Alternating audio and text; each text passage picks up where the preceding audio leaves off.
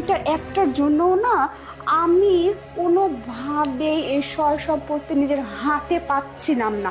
আজকে শেষ পর্যন্ত আমি কাজটা সাকসেসফুলি করতে পারছি। যাই হোক, এই দুটাকে বেশিক্ষণ এখানে রাখা যাবে না, কারণ বেশিক্ষণ যদি রেখে দিই সমস্যা হয়ে যেতে পারে।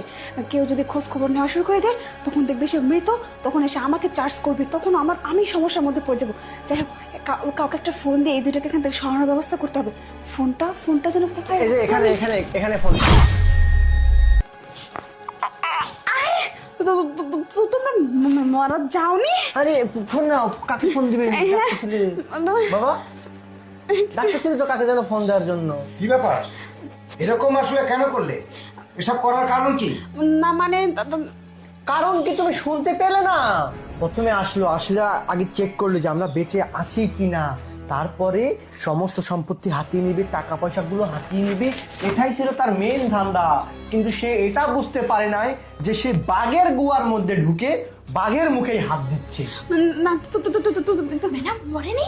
আরে তুই আমার সাথে বেইমানি করছিস তাই না? তুই কাজটা ঠিক মতো করিসনি, আমি তোর উপর ভরসা করছিলাম আর তুই এভাবে ডুবাইছিস আমাকে। আরে ওর জানাতে একটা ভয় আছে, আমি একজন সেনাবাহিনী, আমার বাবা একজন পুলিশের এসপি, ও কিভাবে আমাদেরকে বিষ খাইয়ে মেরে ফেলতে পারে? বাবা হ্যাঁ, তুমি এটা কি নিয়ে আসছো আমার জন্য? আরে আমি তোমার উপরে এত বিশ্বাস করি, বারবার নয়ন আমাকে বলেছে যে বাবা মেয়েটি আমার সঙ্গে, আমার জীবনের সঙ্গে অ্যাডজাস্ট হবে কিনা তুমি ভেবে চিন্তে দেখো। আমি বলে